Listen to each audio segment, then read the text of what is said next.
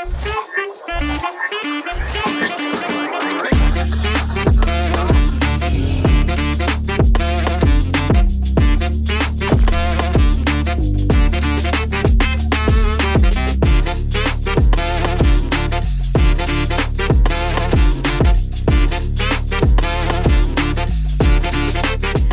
back to another edition of Tune In and Tune Up.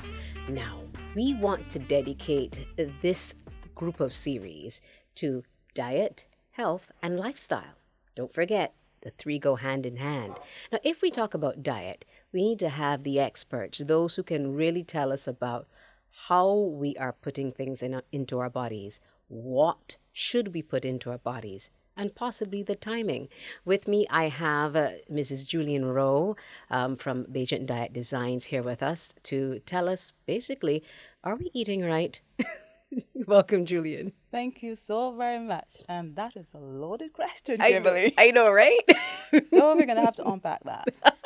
We have a lot to unpack. We could even unpack as far back as the pandemic, which made suddenly every single food imaginable accessible by just the dialing of a number.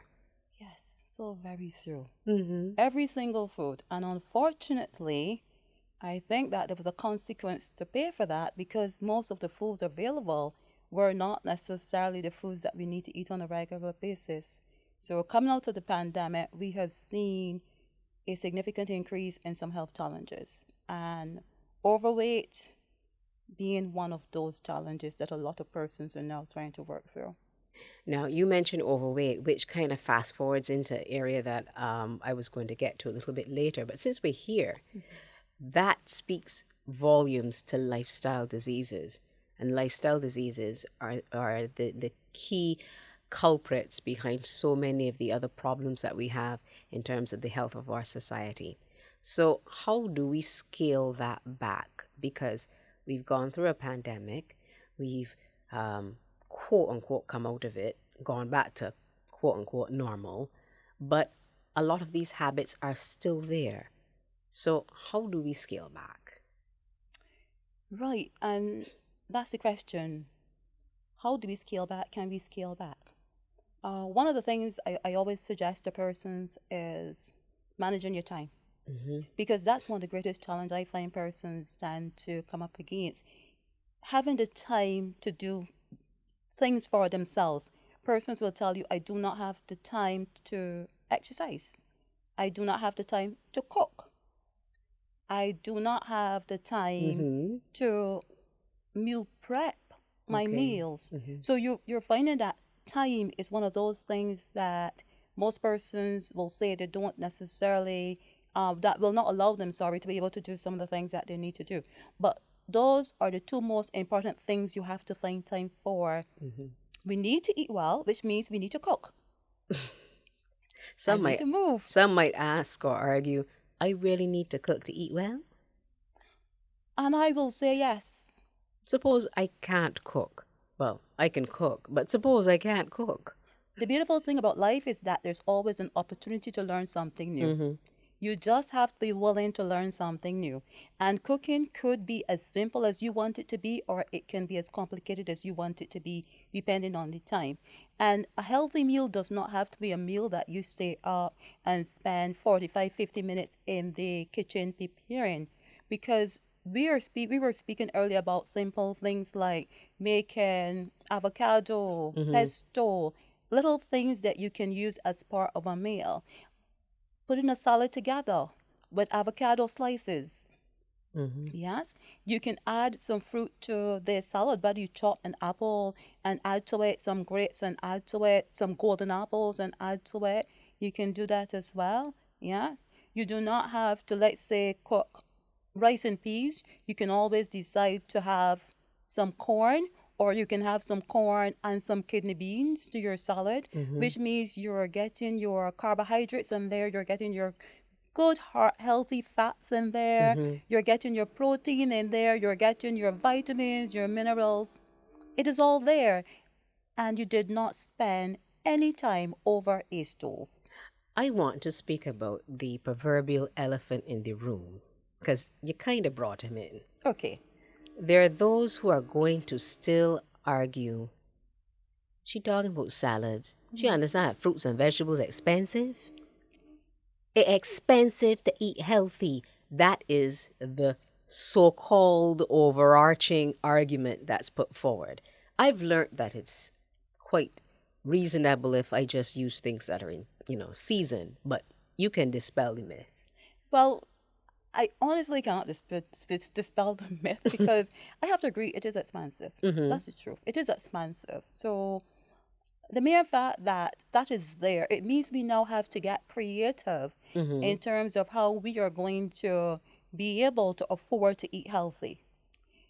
I say all the time, and anyone that has come in contact with me would know that I say this all the time.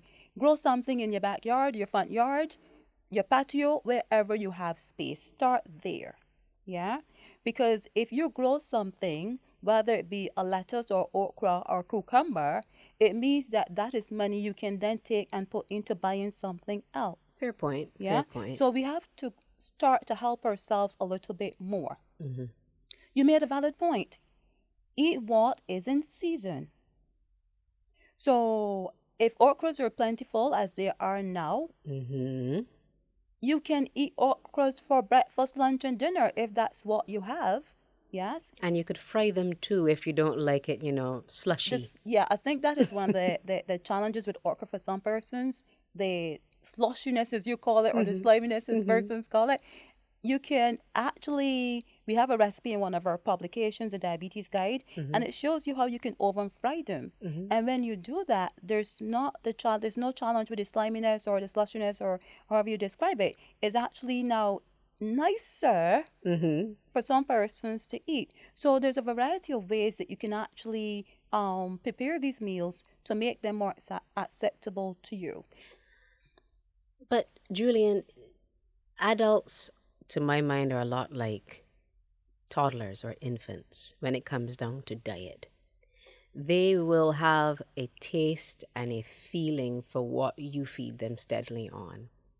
Is it not also a little bit of a challenge that we have to step up to the plate to retrain our taste buds into having more of these things than the high sodium, than the over-processed meats and all of these things that have become a staple in our diet?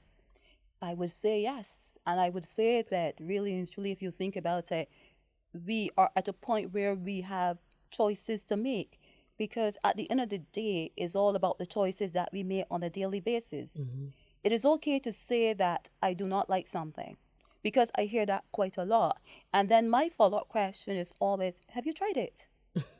And the answer is usually no. So how do you know you don't like it? I know somebody, I ain't calling no names, that claim they don't like yam and sat down and murdered a yam pie. It was filled with vegetables. And they thought it was what? Potatoes? Yes.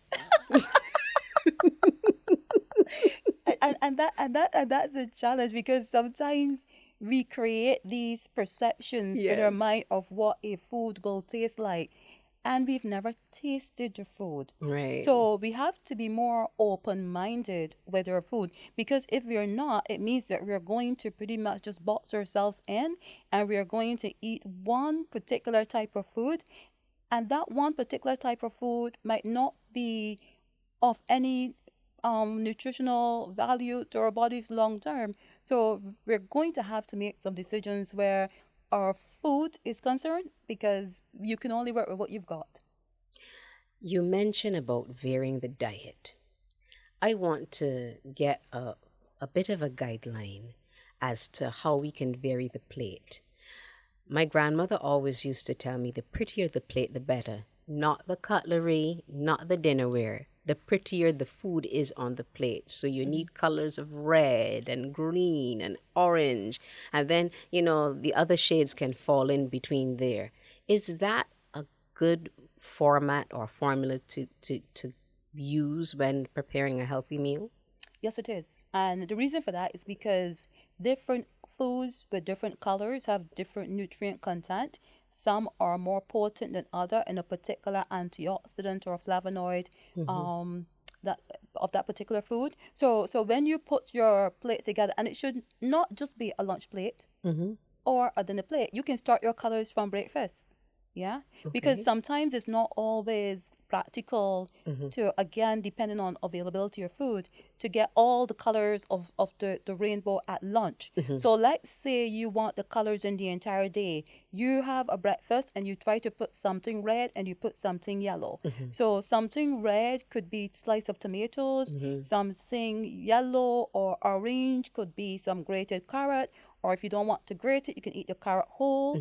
Yeah. And then you go down to lunch and you already had those two colors. You can then decide to do the dark greens, which means you could put on some stir fry spinach, stir fry kale. You can do some broccoli. You Right. can put a few okras, don't overcook them so they're nice and green, for lunch. And then later on, for the dinner, you could always do, if you wanted to, a coleslaw with some red cabbage, put in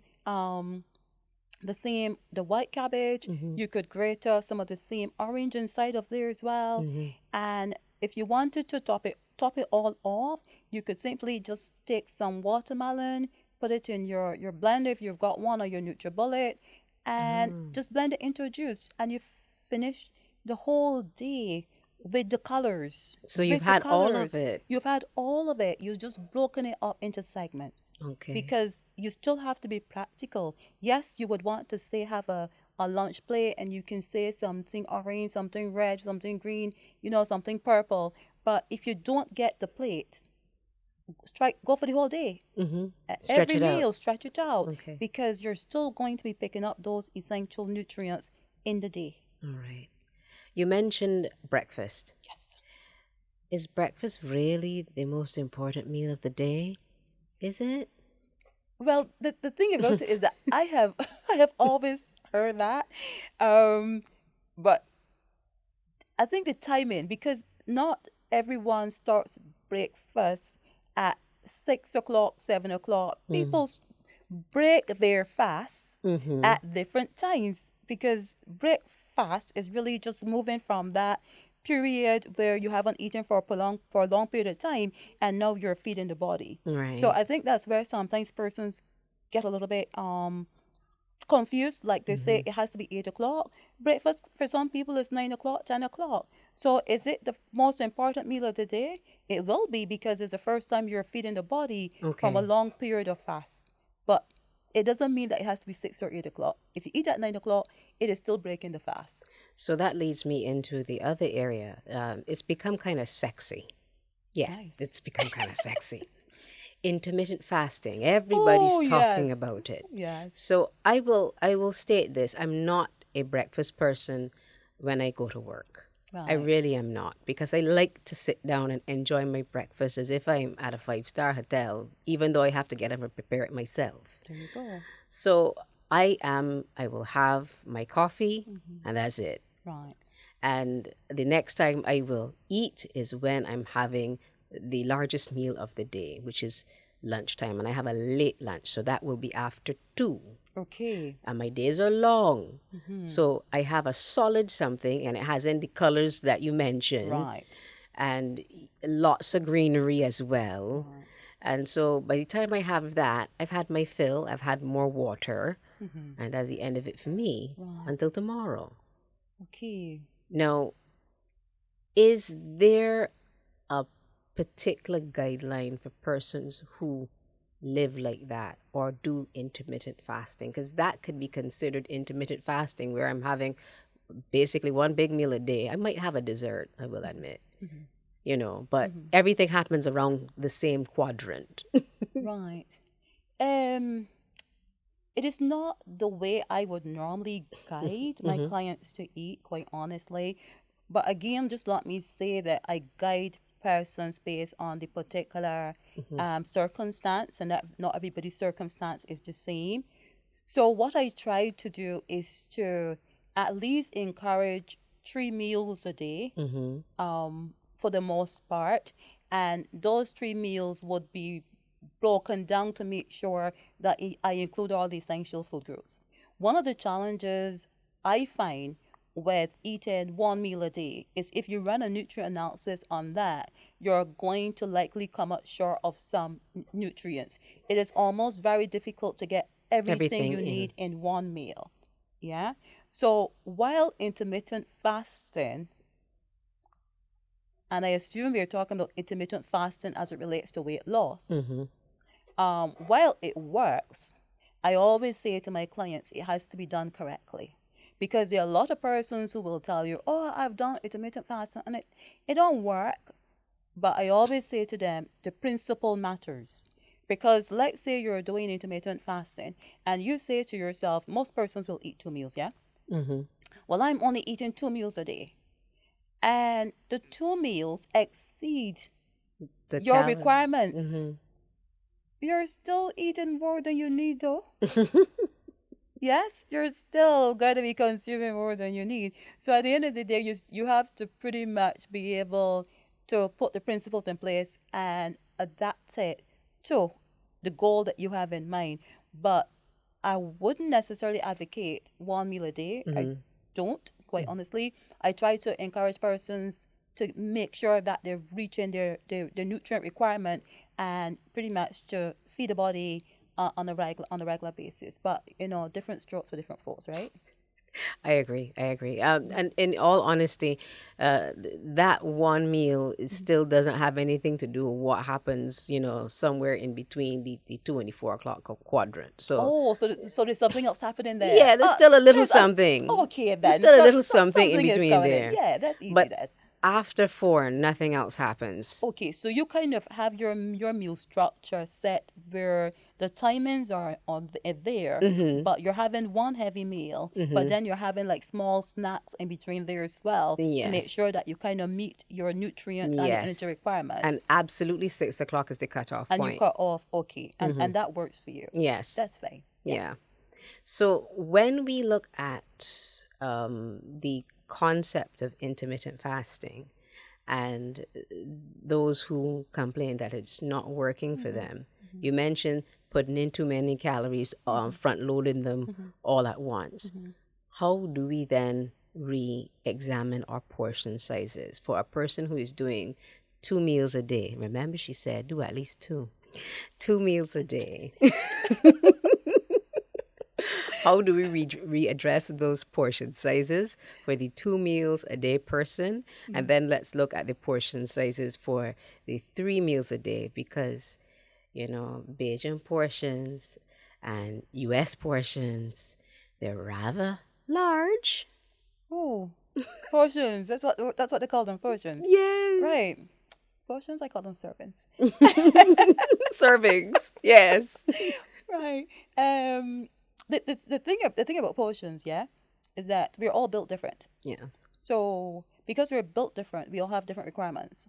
The challenge I explain to most persons is that they don't know the requirements because people eat food. And people eat what they feel to eat. Pretty much. In the quantities they feel to eat. Yeah. So portions are calculated based on your body structure, your weight, your body fat composition, your muscle mass, your activity level, all of those things come into play to determine what a person's requirements are and then what their portion size should be. So it's never as simple as saying to someone, you need to eat 5 servings of fruits and vegetables, because that is pretty much recommended servings for population. But someone who is trying to create a weight loss using intermittent fasting may not need to eat that quantity. They have to adjust it to all of the other foods that they're going to eat. Okay. So a lot of it is pretty much a matter of calculations and making different adaptations to suit a particular individual. And that's why it's very difficult to say, and that's why it says servings and portions, because it's difficult to just look at a person and say, this is your portions, because it has to be calculated. I can tell you servings because servings are recommendations. Okay. Yeah. But portion is something different. It has to be calculated to the individual. And that is why anyone that is running intermittent fasting and it is not working, you really do need to have your portions calculated for you. Okay.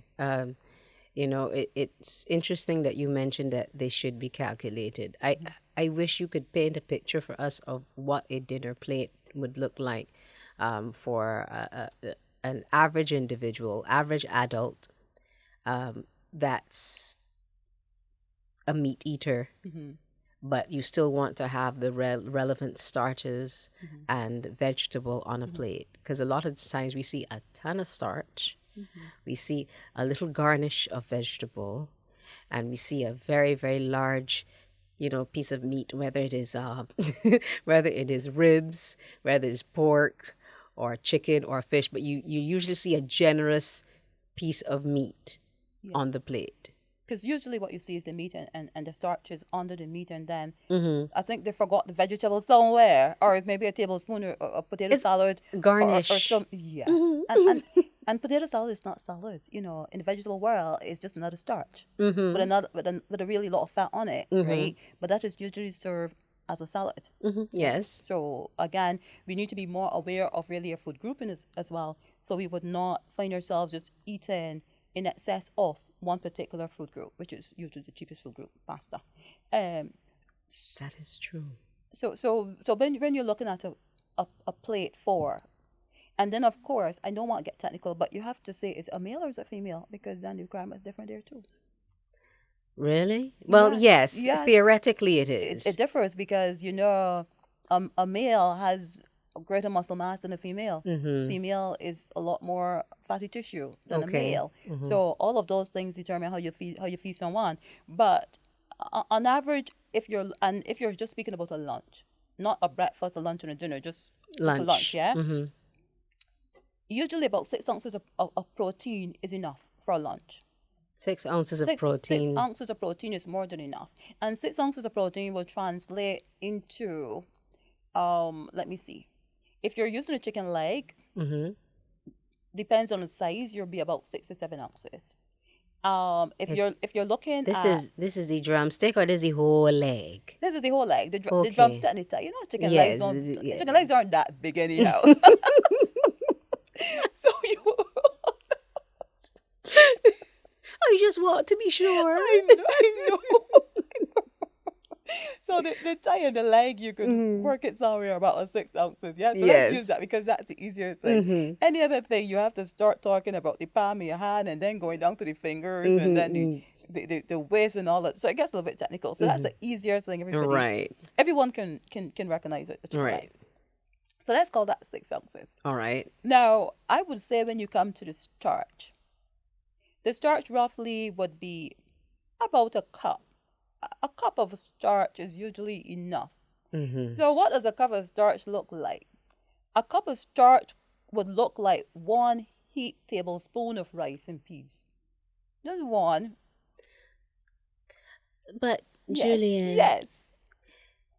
The buffet has macaroni pie. Oh dear. It has sweet potato. It got corn pie. Yes. There's no way that we could fit all of that into 1 cup. Yes, you could. You could fit it all into 1 cup. But what it means that you have to remember then is take out tablespoons. Oh. A tablespoon of each is going to end up roughly to be somewhere around, depending on if the tablespoon is heaped, the language I speak, if the tablespoon is heaped, then you're looking at probably a 3/4 cup. So you might get 4 tablespoons of all of those things. And your plate full. Okay. You don't need more than that. No more than that. Because then it leaves room for you to have roughly now about 1.5 cups to 2 cups of vegetables. And you see the difference. So for every 1 cup of starch, you double it with the vegetables. And that means you can then have your steamed vegetables, your rolls, your salads. Right. Okay, folks, potato salad is not a vegetable. The salad bars will tell you it makes for a good foundation so that everything else will stick. Yes, and I could well appreciate that is the commercial way of meal prep. But when you come in now to the whole healthy aspect of it, then I gotta say that it's not a salad. It's not a salad, right? So when you take up the potato salad, remember you just had all the starches already. Leave it. So just bypass that. Just bypass it. Or take 1 less starch so you can take that. Now, in all seriousness, Yes. we make fun of all of these things, but what we are trying to do is redress our taste with what is really necessary to our good health. Yes. Now, someone might say, well, I spent all this money and she want me to eat a whole bunch of bush. I spent $30 for food and she want me to order a bunch of bush. But I want for you to impress upon us, in all seriousness, Yes. I want you to impress upon us that $30 is best invested in a larger portion of the vegetable. And even if you are going to buy more than your portion size, which I will admit, I do buy more than my portion size, Yeah. but I always believe something has to be left for Ron. Right. And that means that I am actually going to go home and parcel out that meal, and it becomes two. Yes. So you have to decide how you're going to do it. Are you going to order all of that stuff and have it one time, or are you going to order it and then portion it up so that you still have a little bit of the best of both worlds? Yes. And yes, Kimberly, I'm laughing because I hear that question quite a lot. Honestly, I get that question quite a lot. But my thing is this. Has anyone checked the cost of healthcare lately? It costs more than the $30 meal now. Okay, then. Way more. Way more. Yeah, I agree. So I keep saying to folks, you can eat yourself into sickness because eventually that's where it goes. Or you could gradually just recognize the most important thing you've got going on for you is your health and work to protect your health and retrain yourself. We don't say, I certainly don't tell people they can't eat what they like. But I say to them, you have to understand what's of value to you. Yeah. And an investment in your health is going to be a long-term one. So therefore, start practicing. Just because you spend $25 doesn't mean that you have to take everything at the buffet. Because the $25, I'm sure you spent it for some other purpose. Yeah? Yeah. So the $25, whether it was for a charity or whatever, you contributed to something significant.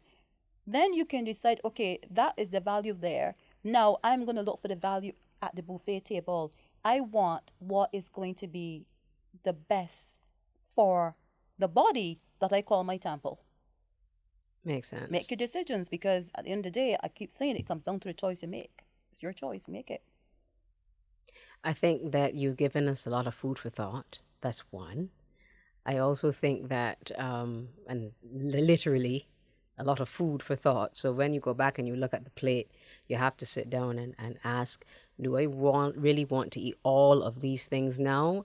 Or am I going to actually set them out in subset portions that I can have at a later date? Maybe tomorrow, rather than having everything one time. Or more importantly, make sure that the plate is colorful. Yes, and let me just add, going back to my 6 ounces of protein, because I know that someone will be saying that's a lot of meat. Everything has to be taken in context, because if I'm giving you 6 ounces of protein for lunch, then I'm going to balance out the entire day to make sure that you're still meeting your requirements. Yeah. So I'm not saying eat 6 ounces of protein for lunch and then eat 6 for breakfast and then eat 6 for dinner. I'm saying if lunch is your heaviest meal, then that's all you're going to have to then to balance out the rest of the day. Yeah. Good points to note. Yes. Next time you look at that first meal of the day, look at the portion sizes. Yes. And I'm going to make sure that the next time I look at my 1.5 meal of a day, that I make sure I get all of my nutrients in. Yes, as much as you can. So make sure that you tune in and you tune up. If you got to tweak a couple things, when you're working with the engine of a vehicle, you got to check and tweak a couple things. We might have to do that. But even if we do, we're going to make sure that we tune things up just right.